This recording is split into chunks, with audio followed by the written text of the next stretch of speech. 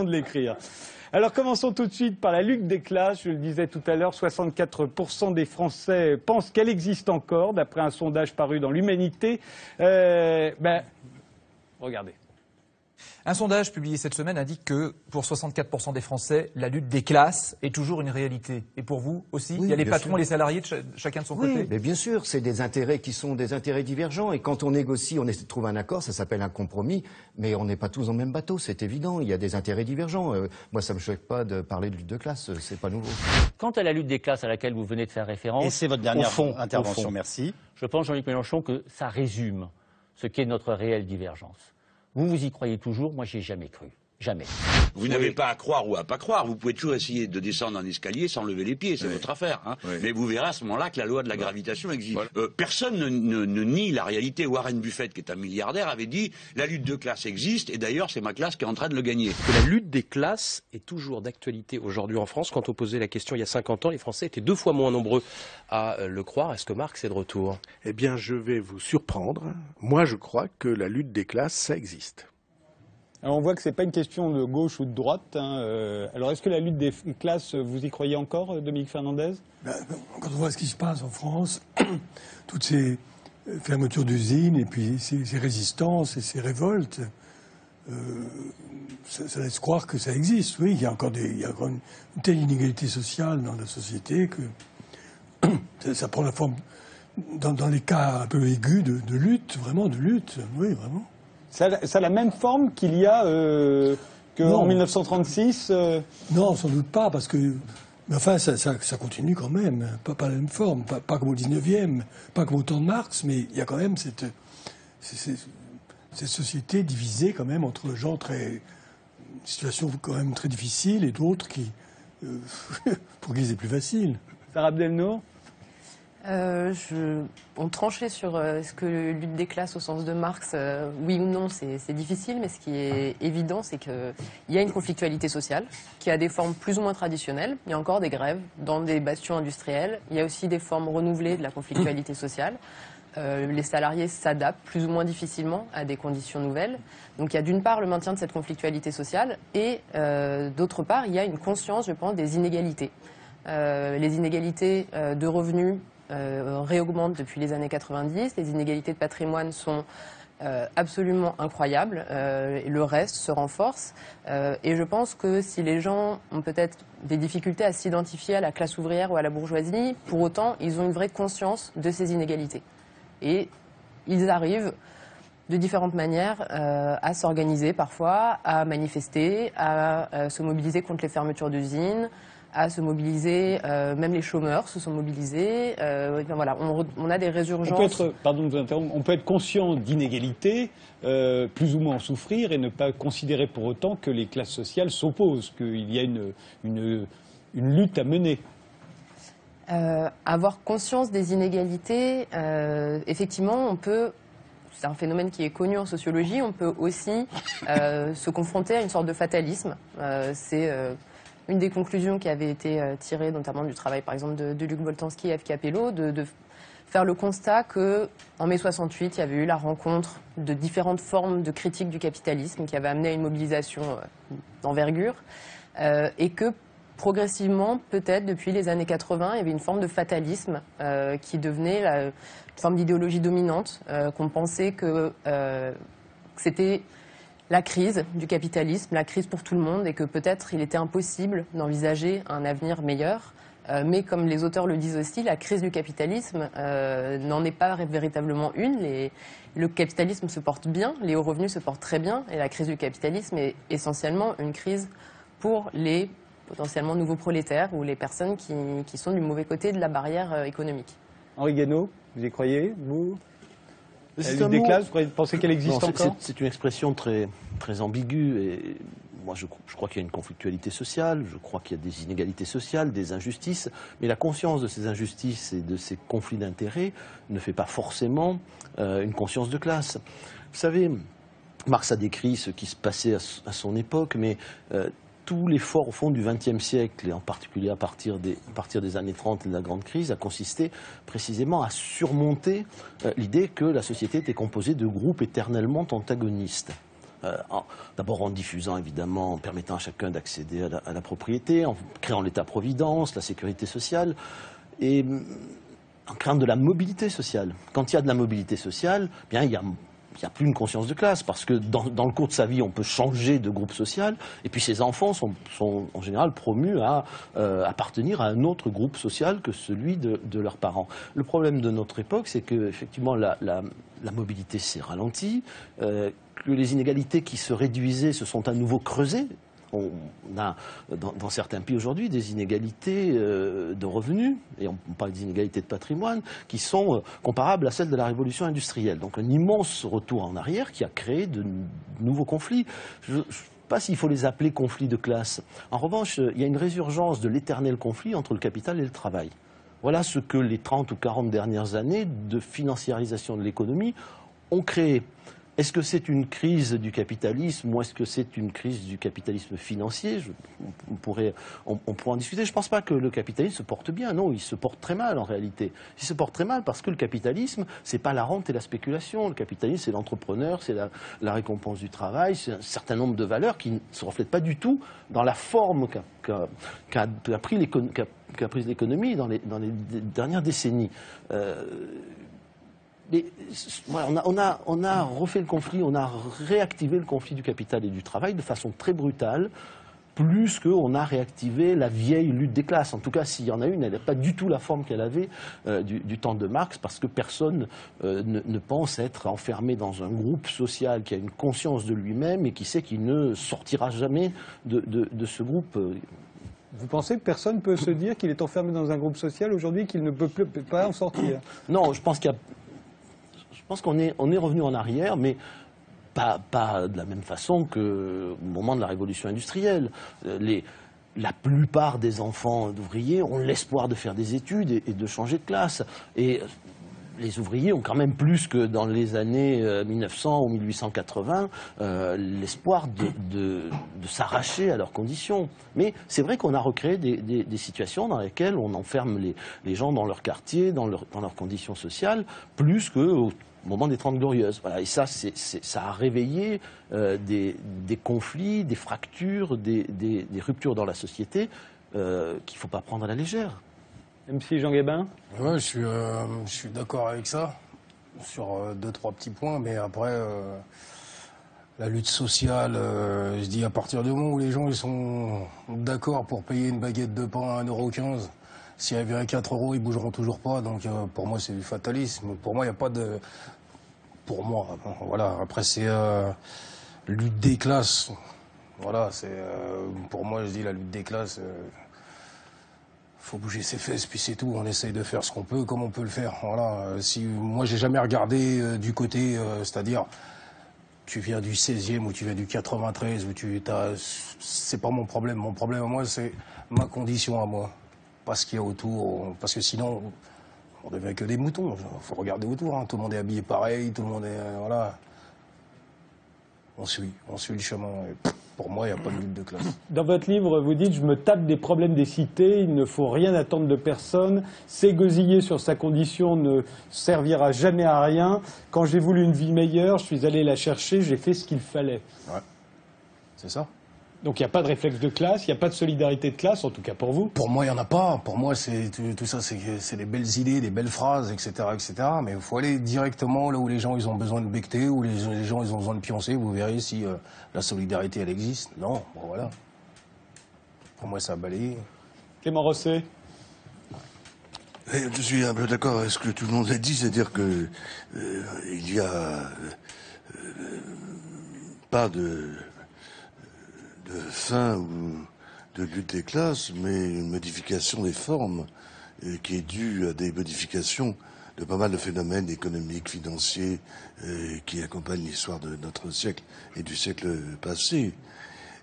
Par conséquent, bon, moi, quand je vois, dans ce studio même, nous entendions pendant 20 minutes des négociations syndicales extrêmement serrées. C'était le jeu de soir 3. Hein. Notamment dans la télévision. Et comment dire qu'il n'y ait pas éternellement, plus ou moins, enfin, je pense éternellement deux classes, et dont la lutte s'équilibre. Mais lorsque il y a une. Attendez, les deux classes, c'est qui? C'est les riches et les pauvres, comme on a tendance à le dire aujourd'hui, pour simplifier? Oh oui, oui.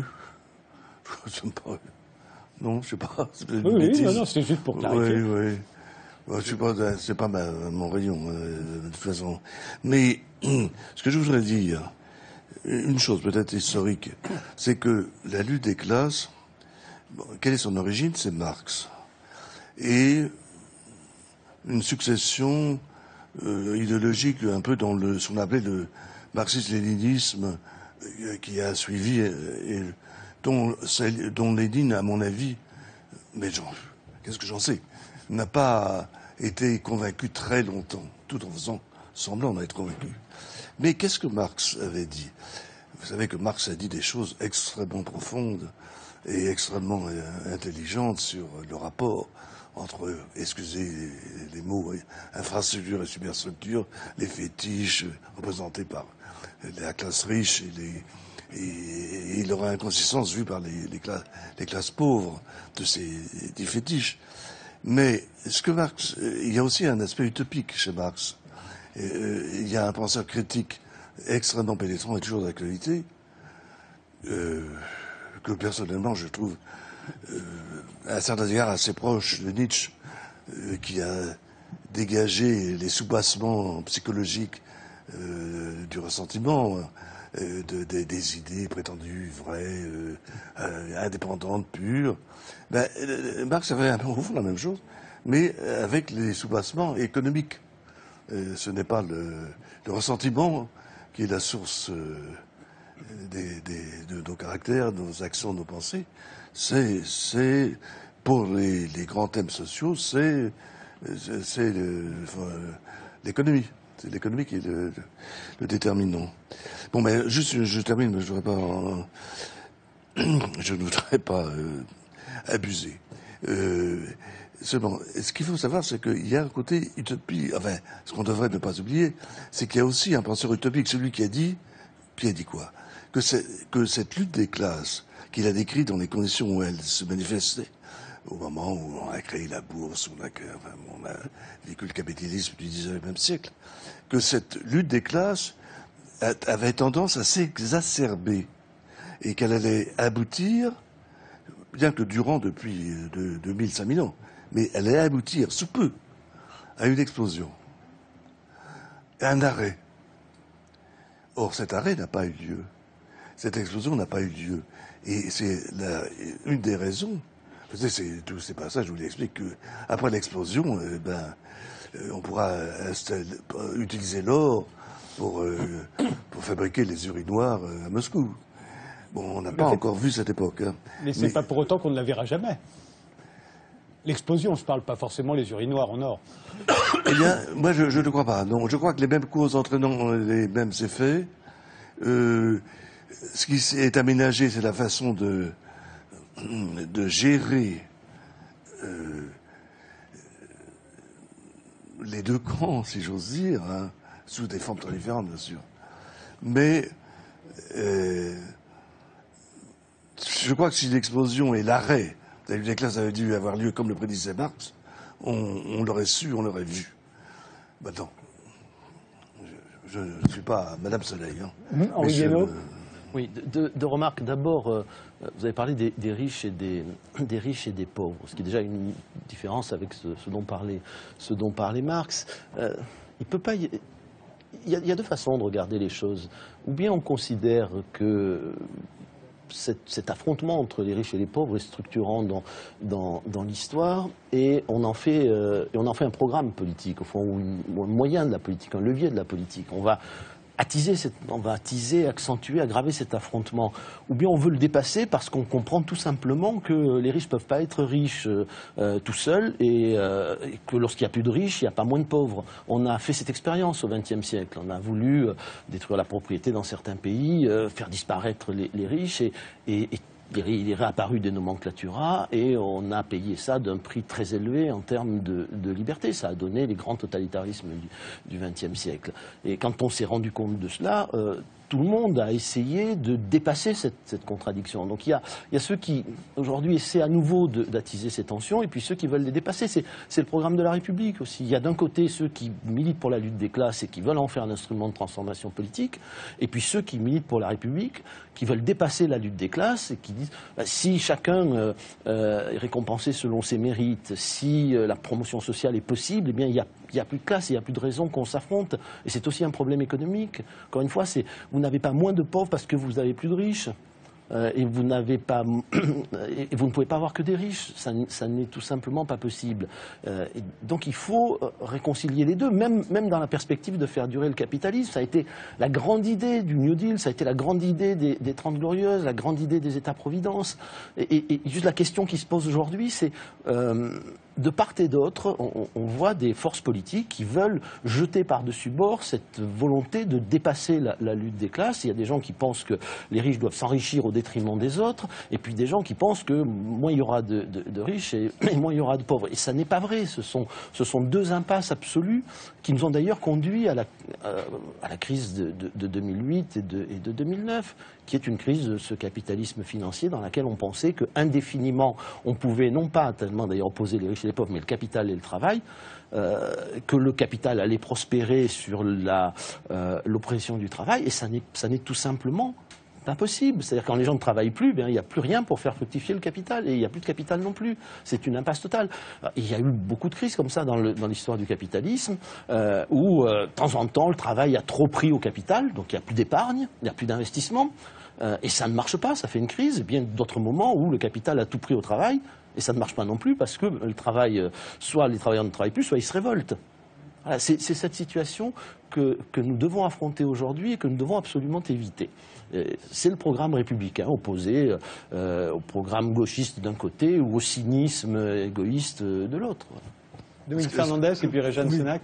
Non, moi je ne suis pas du tout politologue, mais en tant qu'homme, je suis quand même révolté par l'excès de richesse de certains. C'est quand même scandaleux de voir qu'un pays comme la France, il y a des gens très riches et qui ne le méritent pas, je veux dire. Il y a qui l'ont acquis par leur travail, et d'autres par d'autres. Quand est-ce qu'on mérite d'être riche ? Si on travaille vraiment beaucoup et qu'on s'enrichit loyalement et légalement, mais il y a des gens qui sont riches parce d'abord trop payés, surpayés pour des raisons publicitaires ou autres. Et c'est quand même scandaleux que dans un pays, il y ait de telles richesses à côté de telle pauvreté. Si on prend le métro, ce que je fais tous les jours, si tous ces gens se réunissaient, il y aurait vraiment une classe qui se constituerait. Et c'est plus des clochards comme autrefois, ce sont des jeunes, des cadres, des gens de 40 ans qui ont des métiers quelquefois, mais qui ne peuvent pas payer un loyer, qui ne peuvent pas payer même. C'est un jeune prof aujourd'hui qui gagne 2000 €, il ne peut pas se loger, tout simplement. Et ça, c'est quand même, je trouve, scandaleux. Ce sont les nouveaux prolétaires dont vous parlez on pourra peut-être y revenir. Je voudrais un peu rebondir sur ce qui a été dit dans les derniers échanges.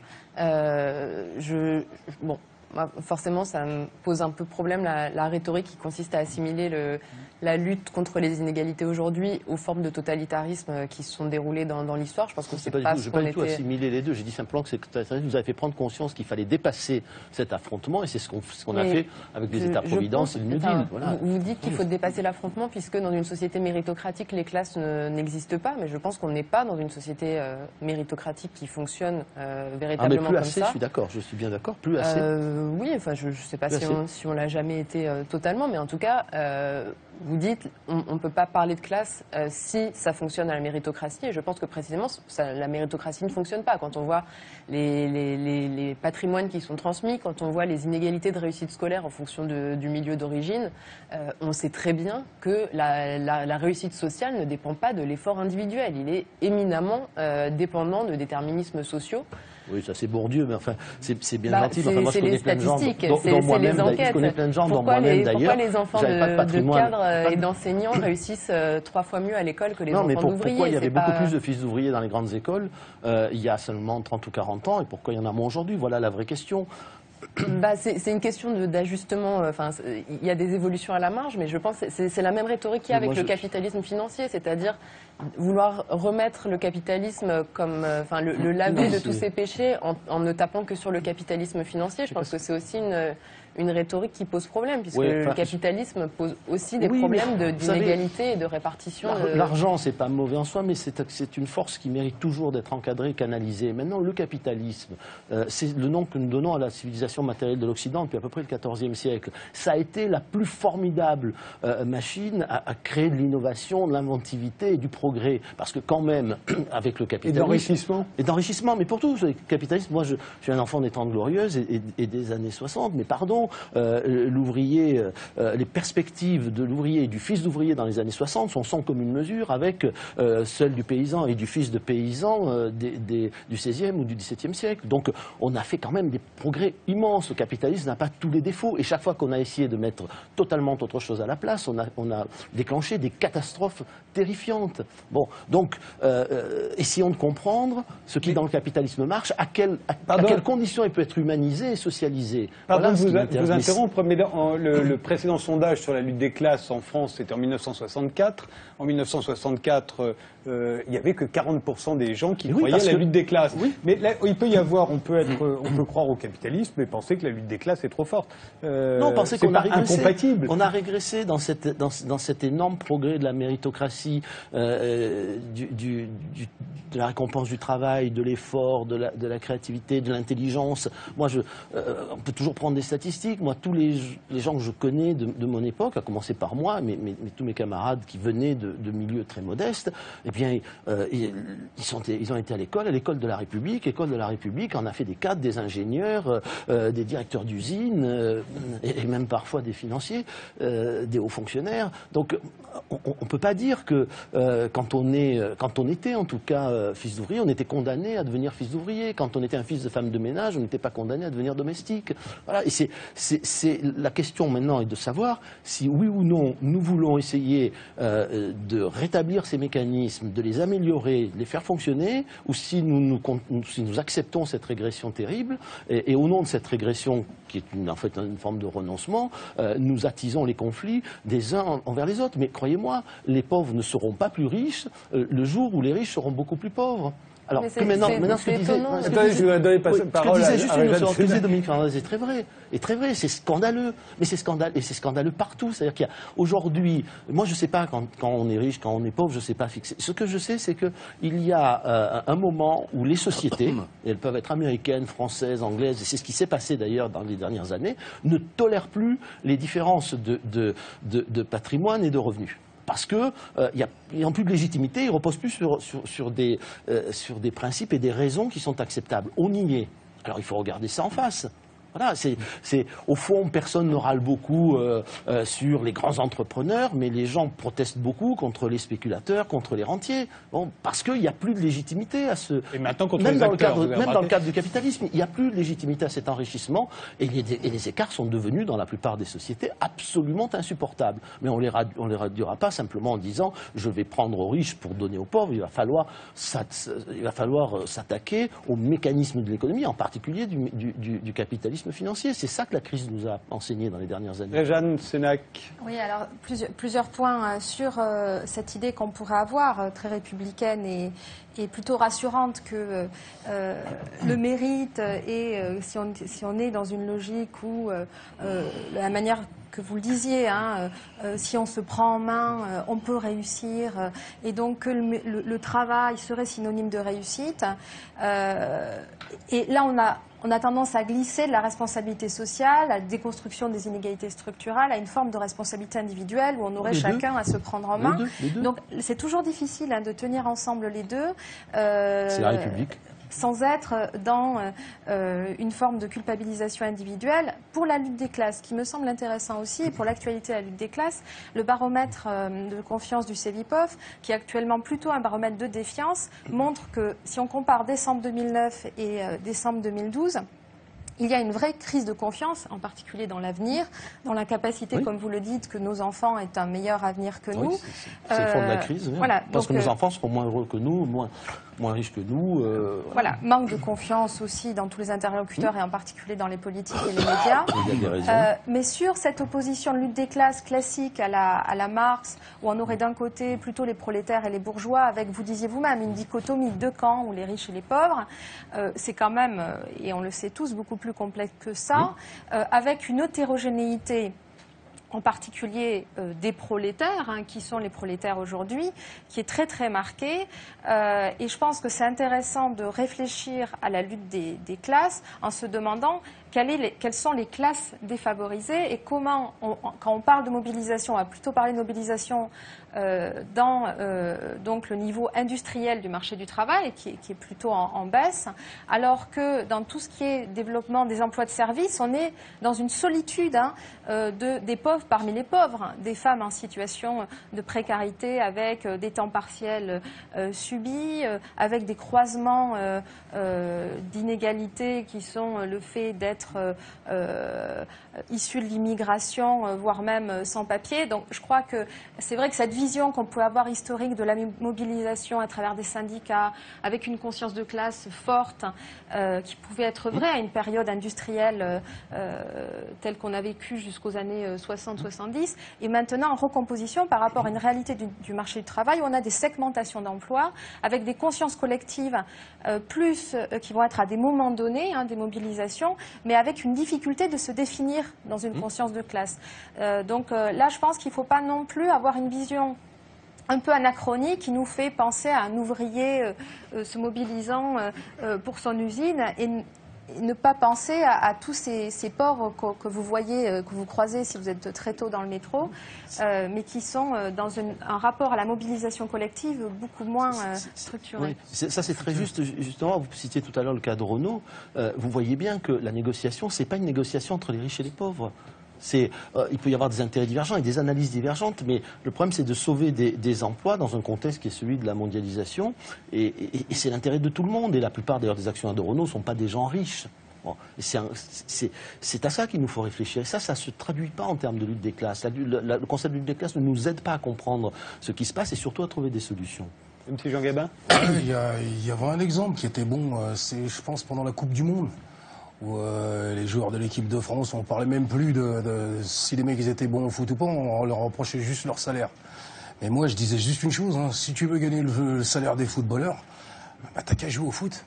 Il faut bien jouer en plus. Non, mais bien jouer ou pas, il y en a beaucoup qui sont en équipe professionnelle, ils sont pas des super joueurs. C'est juste, ils sont passés par le fils de l'entraîneur qui a eu un copain qui a fait etc. Mais comme je dis, il faut que les gens ils arrêtent aussi d'arrêter de miauler toutes les 2 secondes. Voilà, si tu veux ça paye, bah, t'as qu'à jouer au foot, ou sinon, si tu travailles pendant 30 ans à l'usine, je suis désolé, mais quand tu rentres dans une usine, ce que je dis, bah, c'est pas ton usine. Quand tu rentres, tu vas chercher du boulot, tu trouves du boulot. Donc quand on te vire dans 15 ans, dans 20 ans, dans 30 ans, faut t'y attendre à te faire virer. Tu sais, le mec, il me dit, moi j'ai entendu, les gus qui me disaient, ouais, mais mon père, il était dedans et moi, je suis rentré derrière. Qui c'est que t'as dit de rentrer à la place de ton père? Si t'es heureux d'avoir le même job que ton père, je suis désolé. Voilà. Il y a un moment, il faut arrêter de pleurer, il faut essayer de faire ce qu'on doit faire, et puis c'est tout. Même si la morale leur éprouve, il faut y aller. Voilà. Il y a à la fois beaucoup de bon sens et en même temps, on ne peut pas se contenter de ça parce que la société ne peut pas être faite que de footballeurs. Elle ne peut pas être faite que de traders, elle ne peut pas être faite que de banquiers. Et donc, à la fois, il faut que cette morale-là, elle soit... chacun y réfléchisse pour lui-même. Mais là, il y a un problème de société. Je veux dire, quand les écarts sont insupportables, par rapport à ceux qui travaillent, par rapport à ceux qui produisent pour les autres. Parce que qui produit de la richesse qu'on va se partager? C'est ça la vraie question. Il y a un moment où ceux qui produisent sont tellement défavorisés par rapport aux autres que ça ne peut plus marcher. Voilà, ça ne peut plus. S'il n'y a plus d'usines, plus de travailleurs, plus personne qui produit de la richesse, le footballeur, il ne sera pas payé.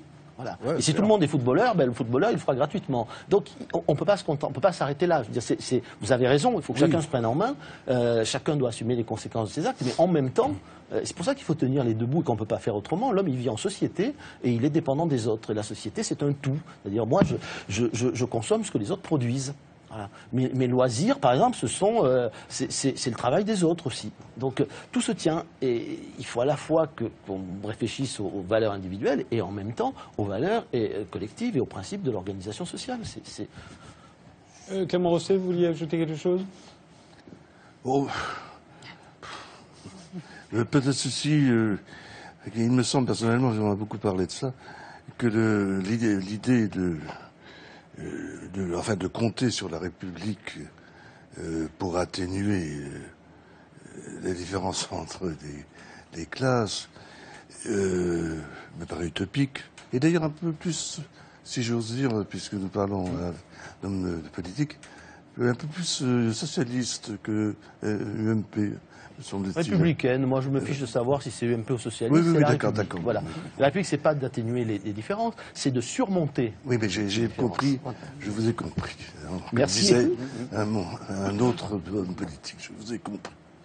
Bon, j'adore cette expression. Eh bien, est-ce que ça m'évoque un peu cet espoir utopique, à mon avis, et m'évoque un mot de M. Poniatowski lors de je ne sais quelle élection présidentielle de Giscard d'Estaing.